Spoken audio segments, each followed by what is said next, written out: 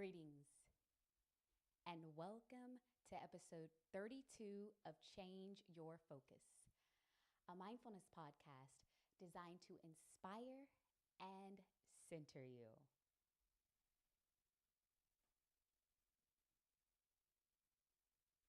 Give me one moment. We are having some audio issues.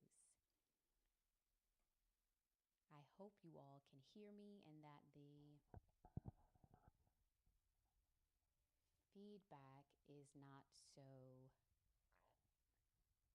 loud. I'm grappling with hearing myself. Let's see here. As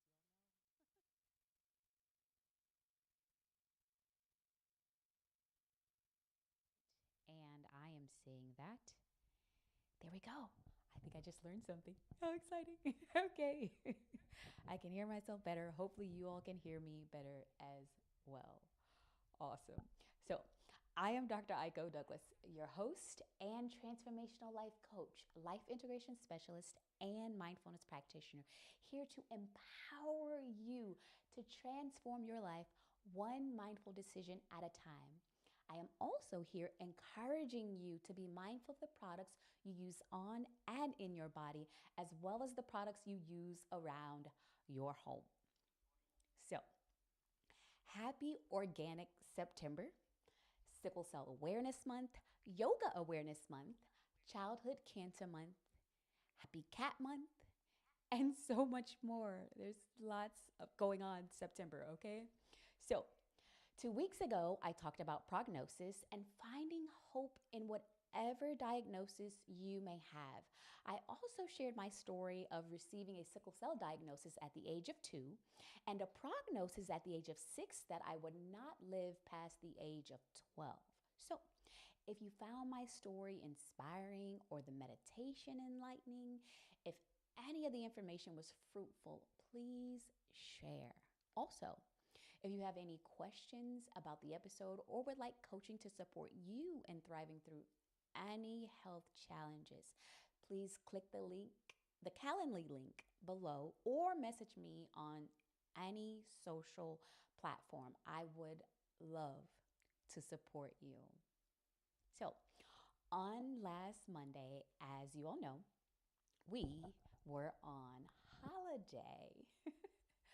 Labor Day, right? I enjoyed my day off, the weekend, the long weekend. I rested, spent quality time with my beloved partner and husband. So today, I'd like to recognize all those whose distinctive contributions to the labor field have enhanced the quality of life for millions, yesterday, today, and for generations to come. As a former teacher, union member, I celebrate and honor the social and economic achievements of American workers. May we all be inspired to continue their legacy of service. So, let's get into today's episode.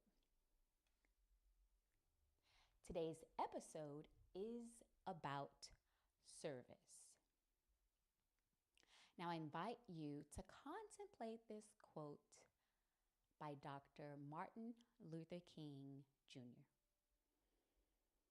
An individual has not started living until he can rise above the narrow confines of his individualistic concerns to the broader concerns of all humanity.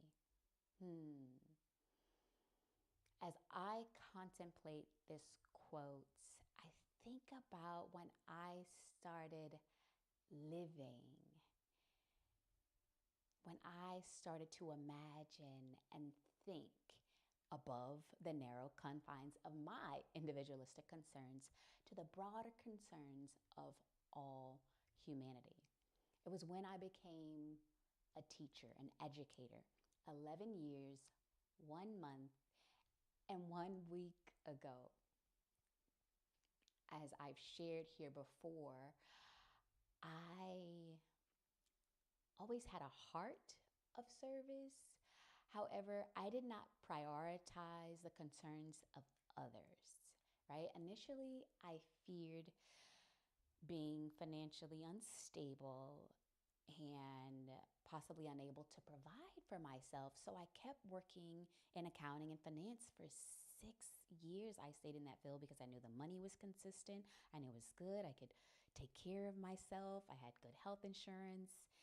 And so I just stayed there, even though I wasn't happy.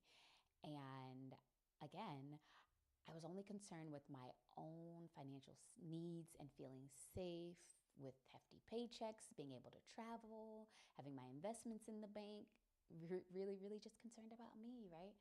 And how I wanted to live. And then one day I just couldn't do it anymore because even though I was doing all those things on the inside, I really wasn't happy. I've shared that story with you all on this space, right? I could no longer sell myself and the world short by settling for what was comfortable. I knew I would succeed no matter what. And I did because I believed in myself. I trusted divine. So I left corporate America and I became an educator. And it was one of the best decisions I have ever made, as I've shared before. I started to dream bigger and began fulfilling my life purpose as a teacher. I nurtured and taught as if my life depended on it. I catered to the students' social and emotional needs, working long hours, creating engaging lesson plans, curating unique learning experiences, and providing additional and cultivating a safe and cozy classroom environment. It lit me up on the inside.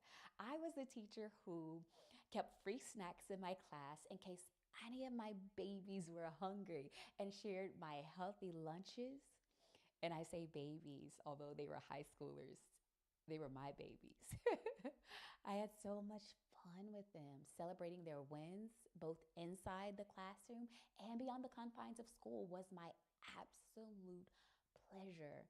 Mentoring them, guiding them to make harmonious decisions, listening to them, encouraging them to believe in themselves, challenging them, and loving them unconditionally was absolutely delightful for me. Yes, I was a tough teacher and never let them settle for being less than their best. I don't know that I've read the letter that one of the students gave me at the end of her tenure in my classroom. However, I've shared about this student and her journey and how we began and how she felt at the end of her school year with me. And she basically wrote me a beautiful letter that made me cry. And she said, at first I hated you. That's literally how our letter started. And it was like 3 or 4 pages. And by the end of it, she iterated that she understood. She finally, it took her a while after like fighting and going against me to see like my purpose and why I was put there and what she was able to gain and glean by the end of her school year in my classroom and how powerful that was for her. And she was even a bit emotional too. And I remember those moments with her and grappling with her and loving her through whatever she was going through, which later I learned in the school year, right? That caused her to show up in such a way in the beginning. So really, I delighted in all of these beautiful moments that I had with many, many students, right? I led by example as I was also in my doctoral studies. So they saw me doing my homework, staying in the classroom late, not only to grade and plan, but also to do my own best work. I also volunteered as a leader and mentor with a religious organization at the high school where I taught. Being an ear to listen, shoulder to lean on, and voice of reason was uplifting and invigorating for me. Seeing how my service impacted the students motivated me to keep showing up and catering to the students' needs. Mentoring young Black teenage girls, affirming their worth and beauty, being a role model when I did not set out to, has been transformational for me. I often found myself ruminating on their issues and concerns and coming up with many ideas to support them in resolving their problems. Being the person they could depend on in their life, trust in their life. Being the teacher who made them feel seen, heard, and loved. Being a guiding light is why I was created. I think about this book I read in grad school by Edward Hallowell. It's called Shine, Using Brain Science to Get the Best from Your People. And this book really accentuated and expressed that we are all created to shine, each and every one of us. And it's just a matter of, are we serving in our purpose? Maybe we're at the right company, but we're still not fulfilling our purpose. We're not doing the thing that we were created to do. And as we get into these positions that challenge us, however, they allow us to thrive, that is when we shine. As I have shared in previous episodes, right? The classroom is where I discovered that all of my life problems and personal life was forgotten, and I could fully give myself and be fully present in the moment. And I discovered that when I left corporate. I remember I talked about this when I left corporate, thinking back to when I was in the classroom and I was working supporting children in high school with math and elementary school students with reading. And I was getting my bachelor's in accounting. So I didn't think, oh, I'm going to be a teacher. I was like, oh, this is just a job that I'm going to do while I earn my degree. So again, finding myself in a space in my career where I wasn't fulfilled, I remember that feeling that I felt in the classroom. And that is when I returned to the classroom. And then later, I realized and I learned that it wasn't the classroom. It was me being in my purpose, which I've also shared here. My purpose is teaching and nurturing. And this allowed me to serve in such a powerful and inspiring way. If you know me, you know that this is what I do innately. It is my nature to teach and nurture people. No matter who you are, if you've crossed paths with me, I'm sure I've said something that has been nurturing in some way. I've held the space in a way that was loving and nurturing. It's just who I am, and sharing the information that I have and my experiences has taught many people. And if you know me, you also know I love learning, and that is reciprocal, right? To be a good teacher is to be a great learner. So that again has really allowed me to thrive and be and fulfill my purpose. Like finally knowing that has allowed me to start my own business as a life coach and meet the needs of not only teenage girls, but also women and sickle cell warriors. However, I had to overcome another fear, this resounding fear that I had that I would not have the physical capacity to serve beyond my physical limitations due to sickle cell disease. And once I released this fear, I healed my own physical diseases, as I have mentioned in several episodes. I used all natural holistic healing to transform my physical health by first beginning to eat right for my blood type in college, and then later my genotype, and eventually my Ayurvedic dosha imbalance. And once I could feel better in my body and not need pain meds to be in my body and be fully present and no longer worried about my own health waning, I could imagine serving others like me, those with physical diseases who making it out of bed is a miracle in itself. And once I was really able to see that and heal that within myself and really release that fear by, again, doing the things I needed to do to take care of my body, not forcing myself so much in the gym, doing this rigorous routine that we are taught everyone needs to be going to the gym, and relax into yoga and, again, do the physical activities that work best for my body, which is Tai Chi, yoga. Those things worked for my body in a way that was loving and kind and supportive of my optimum health. So I no longer worried about my health. I knew, I felt my sense of vitality. And then I decided to help others feel that vitality. Mind, body, spirit, right? Once I healed my body, tuned in, tapped into my soul with my daily meditation practice, it's like, yes, I want to share this. I want to give this. And who needs this? And how can I serve and help better?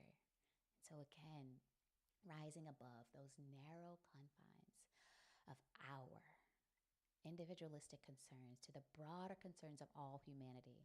Really, that is when we start living, when we thrive. So I would love to support you in accessing this. Now, before we begin our breath work, I invite you to sit on the floor cross-legged or in a chair with your feet flat on the floor to ground yourself. Your spine will be straight and your neck an extension of your spine. And once you're comfortable in this position, close your eyes and begin to notice your breath. Is it shallow or deep? Slow or quick? Notice what sensations are in your body. And now begin to lengthen your breath. Taking a little more time on each inhale and a little more time on each exhale.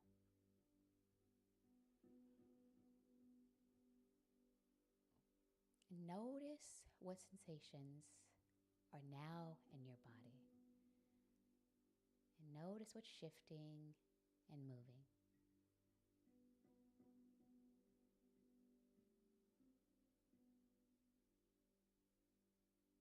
And notice what has shifted as you are slowing down and deepening your breath.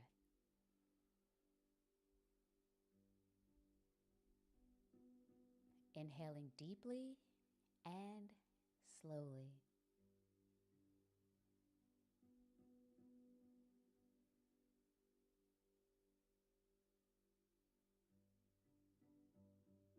Have you softened?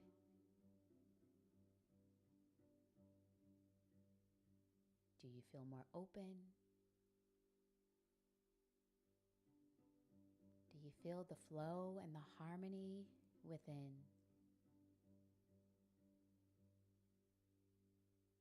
Continuing your slow and deep breathing, simply notice.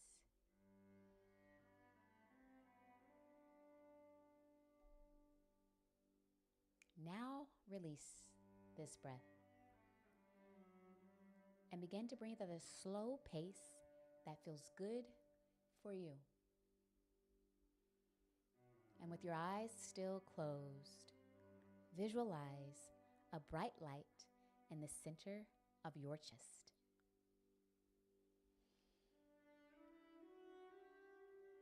And what color is it?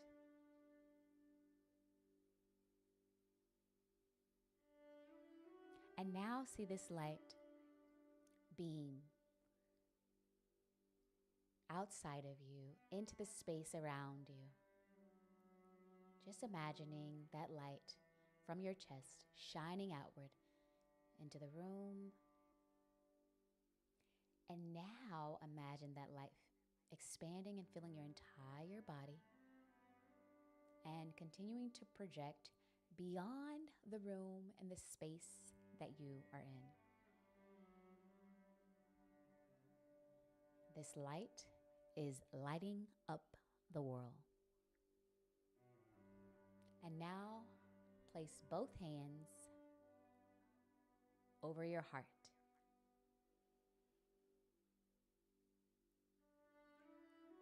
And ask yourself, if I could only do one thing to serve others, what would it be? And listen to what comes up.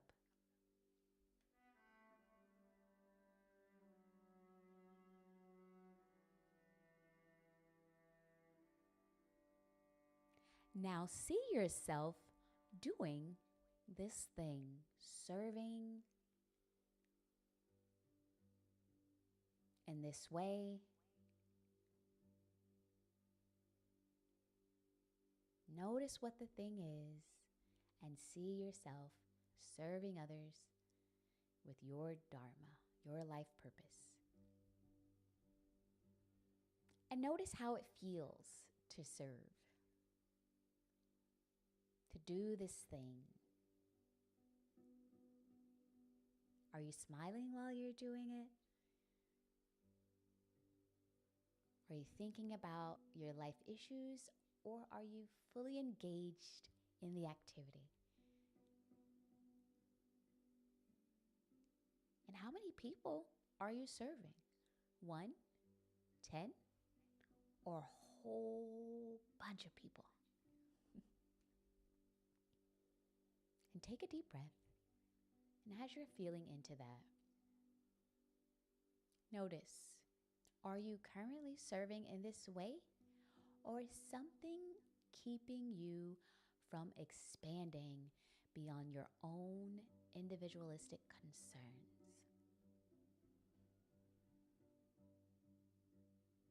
And if there is, identify the thing keeping you only focused on your own life, your own concerns, perhaps your own limitations, and perhaps your own fears. See that thing and breathe into it.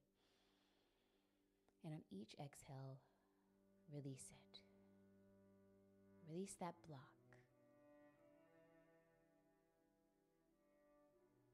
If you knew you could not fail, what would you be courageous enough to venture into? What untapped? How would you serve this world better? Now see yourself doing it.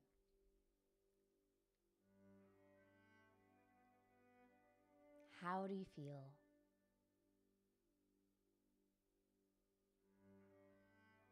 Perhaps joyful, perhaps light, maybe even free. For me, I felt fulfilled and expansive. How do you feel when you are serving others with your life purpose? And breathe that feeling in. All the growth, expansion, and dedicated, passionate purpose you are able to fulfill.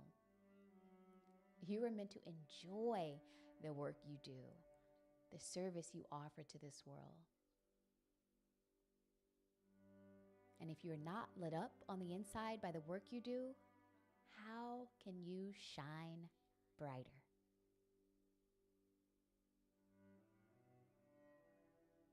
How can Creator, Divine, get the best out of you by using you to serve others?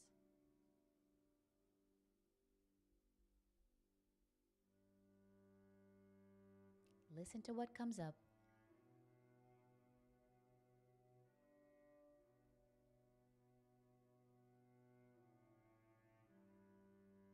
Now take the deepest breath you've taken all day. And when you are ready, slowly come back into the space by feeling the seat beneath you and opening your eyes when you are ready.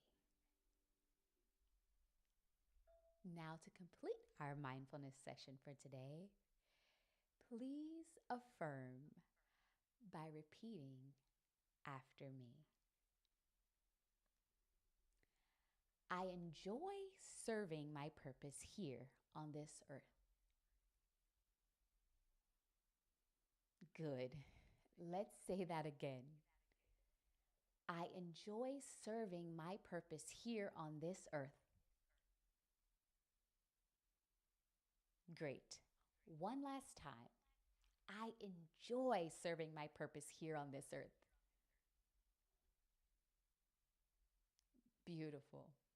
That brings us to the end of our session. May you enjoy integrating mindfulness into your daily life. I invite you to breathe deep often and contemplate all the ways you can serve this world. Remember, mindfulness is always available to you every minute of every day. May you use each minute to be mindful. I am Dr. Aiko-Douglas, your host, transformational life coach, life integration specialist, and mindfulness practitioner, here to empower you to transform your life one mindful decision at a time. I also inspire you to be mindful of the products you use on and in your body, as well as the products you use around your home. If you found this podcast through social media, please share which platform in the comments below. Also, remember to join my exclusive community on Patreon at Integr8 Lyfe. Thank you for tuning in, listening, engaging, and being mindful with me today. Namaste.